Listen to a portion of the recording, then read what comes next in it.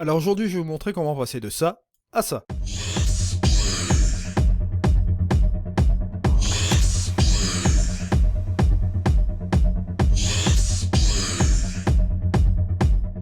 Alors, on va pas se traiter cette photo assez rapidement. Bon, alors cette fois-ci, ce qu'on va faire, on va aller directement dans l'amélioration. Je vais aller dans l'accent, je vais lui mettre à 36, on va dire un petit peu plus, 46. On va aller dans l'outil lumière. Là, cette fois-ci, je vais dégager un petit peu mes ombres, on va dire juste un peu comme ceci, pour retrouver un petit peu un histogramme qui soit plus, on va dire, plus mou, hein, qui soit plus concentré au niveau des tons moyens ici, et qui va me laisser un petit peu de travail au niveau des hautes lumières, au niveau des ombres. On va pouvoir travailler sur le contraste, etc. Bon, on va aller dans les créatifs, je vais aller dans l'éclat, et je vais mettre un peu d'éclat sur l'image, juste un peu comme ceci. Ça va avoir tendance à faire quoi? Regardez la différence entre le avant et le après. Ça va avoir tendance à dégager un petit peu mon histogramme, un peu le rapprocher plus par ici au niveau des ombres, un peu plus le rapprocher au niveau des hautes lumières et un peu l'équilibrer, vous voyez, juste un peu comme ça. On va aller directement dans l'outil couleur qui est ici. On va aller dans le curseur orange dont nous allons booster un peu la saturation. Ça va donner un petit peu plus de couleur automnale juste ici. Et au niveau de la luminance, on va bien évidemment rajouter un peu de luminance comme ça. Au niveau des verts, ce que je vais faire, c'est changer la tonalité. Je vais baisser la tonalité juste un peu comme ceci. Et on va peut-être un peu booster la saturation, voilà, juste un peu comme ça, et baisser un peu la luminance, pour faire une petite différenciation entre les deux. Bon, je pense que dans les jaunes, on a quelque chose aussi. On va baisser comme ceci, voilà. Ça, c'est assez sympa.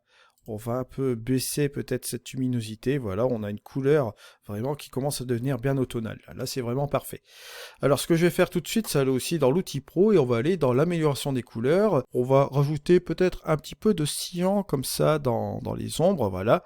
Et on va rajouter un petit peu de bleu, vous voyez, juste comme ceci, rien qu'au niveau des ombres. Ensuite, au niveau des hautes lumières, là, cette fois-ci, on va faire l'inverse. On va rajouter un peu de rouge et on va rajouter un petit peu de jaune, comme ça.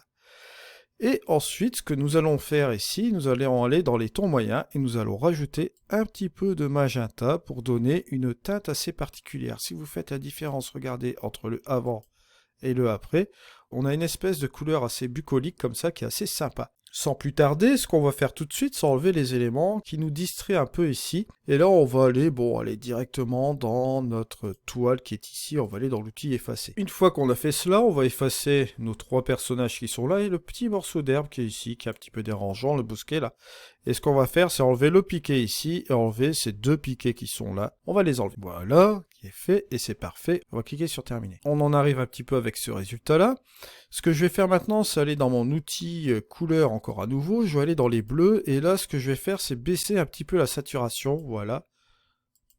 Juste un petit peu comme ceci. Et je vais baisser aussi la luminance pour donner un petit côté dramatique au nuage que nous avons ici. Voilà, on en arrive un petit peu à ce résultat-là qui est pas trop mal. Moi, ce que je veux faire aussi avec ça, c'est d'utiliser par exemple l'outil recadrage qui va me permettre un petit peu de jouer avec un 16/9 assez sympa, puisque je voudrais couper un petit peu ce petit côté-là avec la route qu'on voit ici.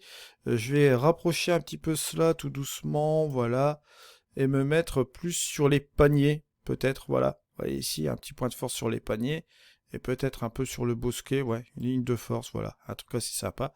On va voir le résultat que ça va donner avec le cadrage, voilà.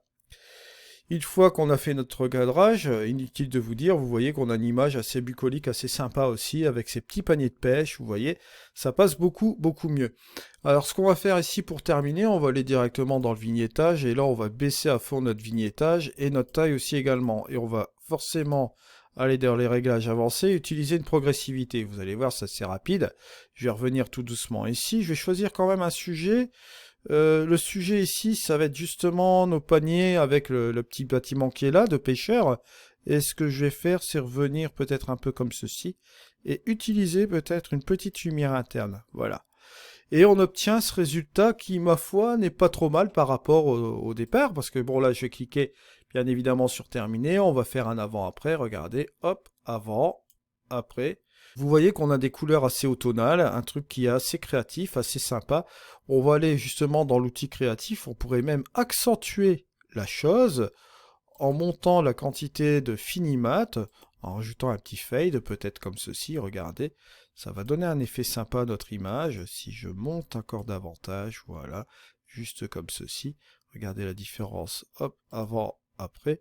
On en arrive à la fin de ce tuto express. Je vous remercie de m'avoir suivi. On se retrouve prochainement. C'était dit. Allez, ciao.